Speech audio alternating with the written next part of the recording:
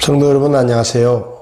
사도 바울과 함께 걷다 시간에 이동수 목사입니다. 사도 바울의 생애와 여정을 돌아보며 영적인 교훈들을 배우는 시간입니다. 이 시간에는 비시디아 안디옥에서의 사도 바울의 사역을 살펴보도록 하겠습니다. 비시디아 안디옥은 사도 바울과 바나바가 1차 전도여행 때 방문했던 지금의 터키 중부 지방에 있는 지역으로 놀라운 부흥을 경험했던 장소입니다.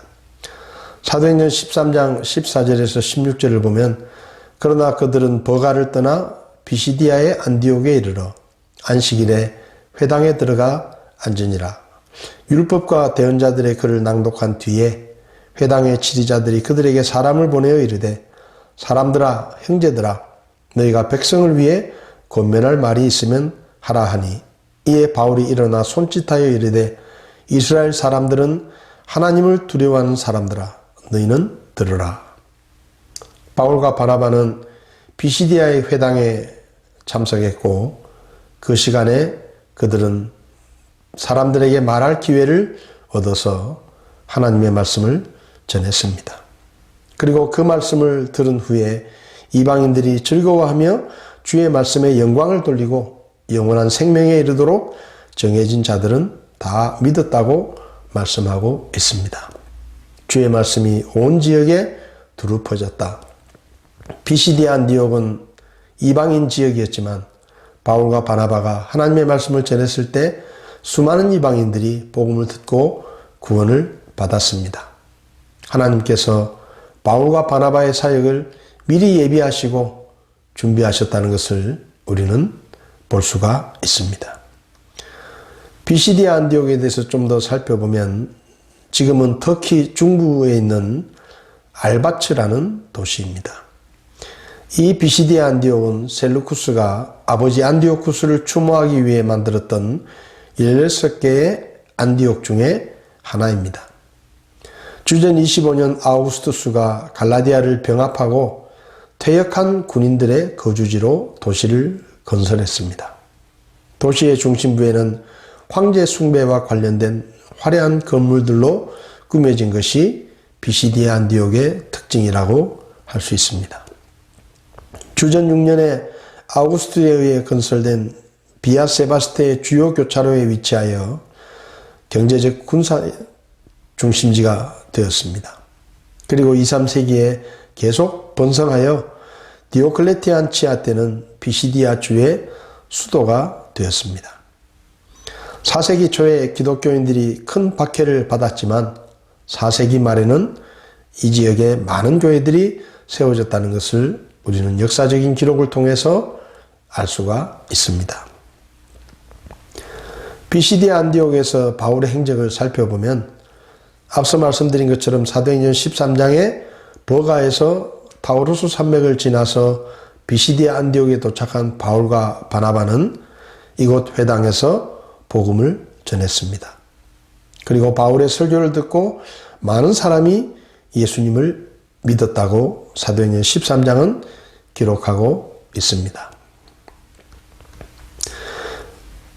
그러나 그들을 시기한 유대인들이 귀부인들과 유력자들을 선동해서 바울 일행을 핍박했고 결국은 비시디아 안디옥에서 쫓겨나서 이고니움으로 떠나는 장면이 사도행전 13장에 기록되어 있습니다.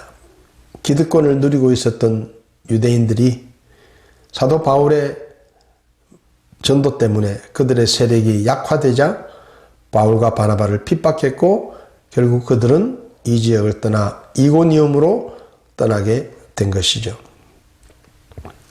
사진을 보면서 비시디아 안디옥의 지역들을 살펴보겠습니다. 비시디아 안디옥이라는 이름이 적힌 유적지의 입구입니다. 하늘에서 본 비시디아 안디옥의 유적지인데요. 이 비시디아 안디옥 지역에는 교회가 많이 있었다고 전해집니다. 그래서 유적지 안에서만 7개 정도의 교회터가 발견될 정도로 이 비시디아 안디옥은 기독교의 중심이었다고 이야기할 수도 있습니다. 맨 위쪽을 보면 로마식 목욕탕이 만들어져 있고, 그리고 목욕탕 앞에 있는 체육훈련장이 역시 비시디아 안디옥에도 있습니다.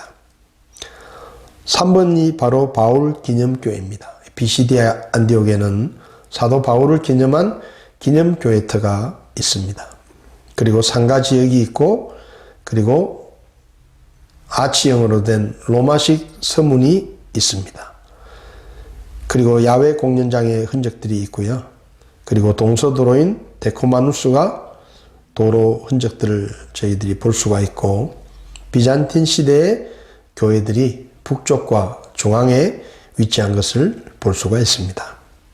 그리고 기념문과 분수대, 또 남북을 연결하는 가르도 도로가 있는 것을 볼 수 있고, 앞서 말씀드린 것처럼 이 비시디아 안디옥은 퇴역한 군인들을 위한 도시였기 때문에 아우구스트 황제를 기념하는 화려한 신전이 이곳에 세워진 것을 볼 수가 있습니다.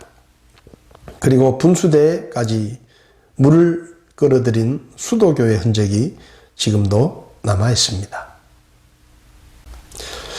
이것은 바울 기념교회 터가 이 비시디아 안디옥 유적지에 있다는 것을 알려주는 한글로 된 안내판입니다. 성지순례를 가면 한국 관광객들이 많기 때문에 이곳에 이런 한글 표지판이 있는 것을 볼 수가 있습니다. 바울 기념교회 안내도입니다. 지금은 작은 흔적들만 남아있지만 사도 바울의 기념교회가 이렇게 큰 규모로 세워져 있었던 것을 우리가 볼 수 있습니다. 바울 기념교회 터를 보고 계십니다. 지금은 이렇게 모든 것이 무너지고 기초석들만 남아있지만 상당히 큰 규모의 기념 예배당이 있었다는 것을 볼 수가 있습니다. 역시 바울 기념교회 터를 보고 계십니다. 이곳은 바울 기념교회 터에 강단이 있던 부분인데, 이렇게 둥근 형식으로 강단이 만들어져 있고, 이렇게 강단이 있었던 자리가 이렇게 남아 있는데요. 지금도 관광객들이 이곳에 가면 이 강단이 있던 자리에 둘러앉아서 예배를 드리고 찬송을 부르는 것을 볼 수가 있습니다. 사도 바울 기념교회의 침례탕 자리인 것 같습니다. 이곳에 물을 채워서 구원받은 성도들이 침례를 받았던 그런 곳으로 추정되는 위치입니다. 바울 기념교회의 십자가 문양이 이렇게 선명하게 기록이 되어 있는 것을 볼 수가 있습니다. 유적지를 돌아보다 보면 이렇게 십자가 모양의 문양들을 많이 볼 수 있는데, 당시에 사도 바울과 바나바의 전도를 통해 이 지역에 수많은 교회들이 있었다는 사실을 우리는 알 수가 있습니다. 이것은 서문 유적인데요. 이 서문은 특별히 주 120년경에 하드리아누스 황제가 그를 추모해서 만든 성문터가 이곳에 이 서문인데, 왼쪽에 그림을 보시면 이렇게 아치형으로 되어 있는 문이 만들어져 있고, 그 서문을 지나가면 열주대로가 있고 그 지붕들로 덮여져 있는 수많은 가게와 상가들을 볼 수가 있습니다. 서문에서 바라본 유적지입니다. 서문을 지나서 유적지에 들어가면 이렇게 넓은 도시의 흔적들을 볼 수가 있습니다. 이것은 동서도로인데요. 로마에서는 동서도로를 연결하는 데코마누스라는 이름의 도로와 남북을 연결하는 가르도라는 도로가 십자교차로를 형성하며 도시를 형성하고 있는 것을 볼 수가 있습니다. 동서도로의 모습이고, 그리고 왼쪽과 오른쪽에는 여러 상가들이 있었던 것을 볼 수가 있습니다. 동서도로 옆에 있는 상가터들입니다. 이곳에 많은 상가들이 장사를 했던 이런 흔적들을 살펴볼 수가 있습니다. 동서도로에 지붕을 바치고 있는 기둥들인데요. 지금은 많이 남아있지 않지만 로마식의 도로는 열주대로라 그래서 수많은 기둥들과 그리고 지붕을 덮어서 그곳에 많은 시설들이 되어 있는 것을 볼 수 있습니다.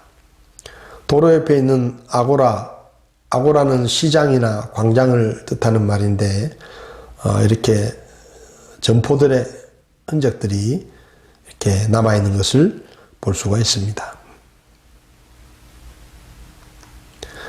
이곳은 주전 27년에 건축된 아우구스투스 황제를 추모해서 지어진 신전터입니다.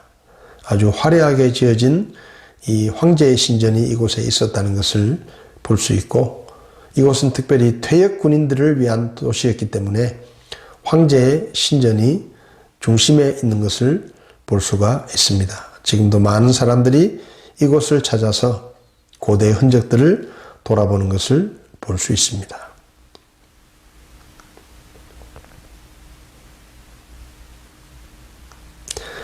이곳은 남북도로인 카르도입니다. 카르도에는 남북으로 연결된 도로에는 주로 북쪽에 분수대가 있고 그 분수대로부터 흘러내리는 물이 도로를 타고 운하를 형성하고 있는 것을 볼 수 있는데, 여기서도 물의 흔적을 찾아볼 수가 있습니다. 이것은 술의 신인 디오니소스의 부조 조각입니다. 당시 그리스 사람들은, 로마 사람들은 그리스 로마 신화에 나오는 수많은 신들을 조각하고 섬겼던 것을 볼 수가 있습니다. 이곳은 남북도로 끝에 있는 북쪽의 님파의 음입니다. 분수대를 말하는데요. 로마는 분수대를 중심으로 분수대에 있는 요정들이 있다고 생각해서 분수대를 신성시했는데, 다른 지역에서 물을 끌어와서 분수대를 만들고, 그리고 이 분수대에서 물이 흘러가서 도로의 중앙으로 남북을 흐르는 물길이 형성되어 있는 것을 우리는 볼 수 있습니다. 분수대까지 연결된 수도교입니다. 로마는 수도교를 통해서 다른 지역의 물을 끌어와서 도시를 형성했는데, 그 흔적들이 지금도 이렇게 남아있는 것을 볼 수가 있습니다. 로마의 목욕탕의 유적입니다. 이 비시디아 안디옥 지역은 목욕탕의 유적들이 많이 있지만 많이 훼손되어 있는데, 이렇게 공중 목욕탕의 유적들을 우리가 쉽게 찾아볼 수가 있습니다. 로마는 신분에 따라 목욕탕을 달리 만들었는데요. 귀족들이 들어가는 목욕탕과 서민층이 이용하는 목욕탕이 따로 있었고, 귀족들의 목욕탕에는 한증막과 또 온탕까지 있는 상당한 규모의 목욕탕들이 유적지마다 있는 것을 볼 수 있습니다.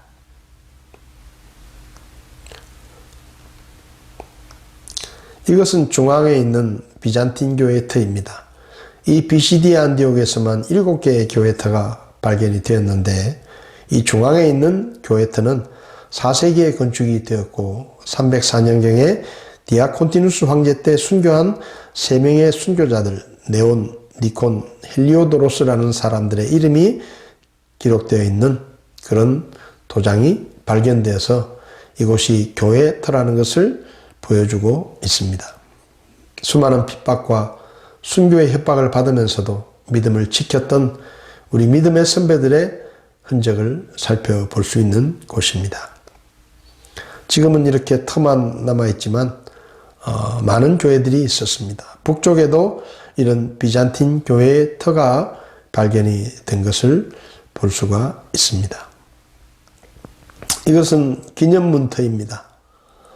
로마는 개선문을 많이 세웠는데, 이 또한 황제들을 기념하는 기념문이 세워져 있던 바로 그곳의 흔적들입니다. 이곳은 야외 공연장인데요.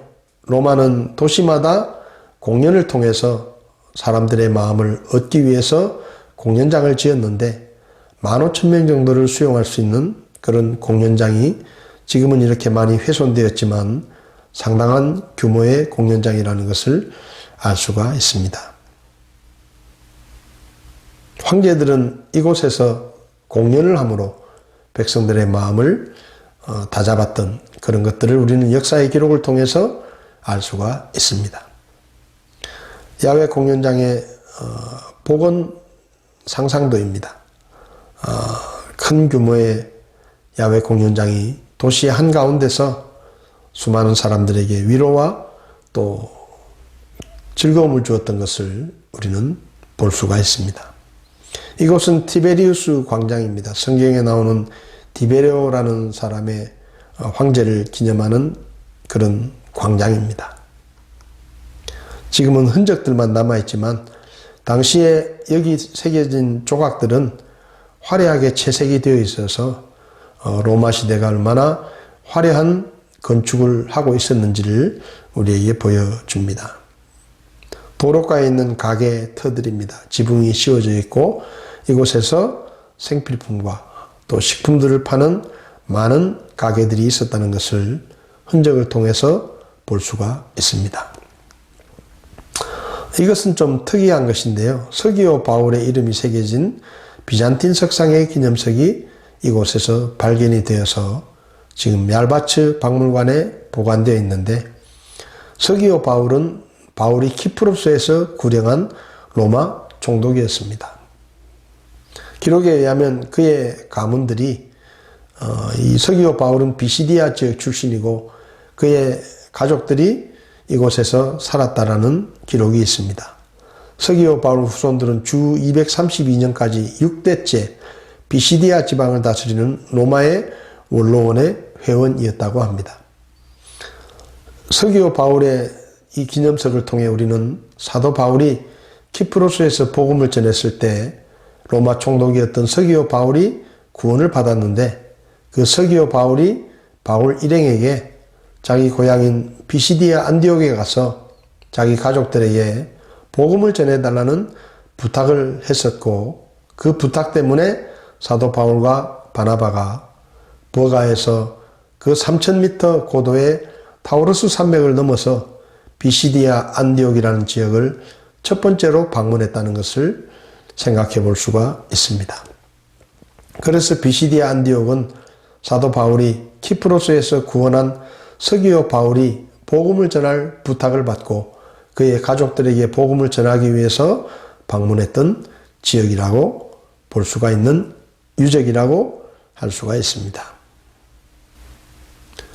오늘은 사도 바울과 바나바가 1차 전도여행 때 들려서 복음을 전해서 수많은 영혼들이 구원을 받았던 비시디아 안디옥 지역을 돌아보았습니다.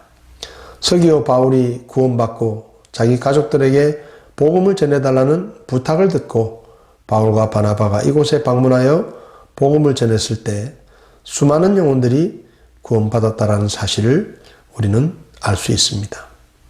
복음을 전하는 길이 힘들고 어려웠지만 하나님께서 예비하신 수많은 영혼들이 사도 바울과 바나바의 사역을 통해서 구원을 받고, 그리고 이 비시디아 안디옥 지역에 수많은 교회들이 세워지게 되었다는 것은 하나님의 말씀의 능력이 얼마나 위대한가를 우리에게 보여주는 것입니다.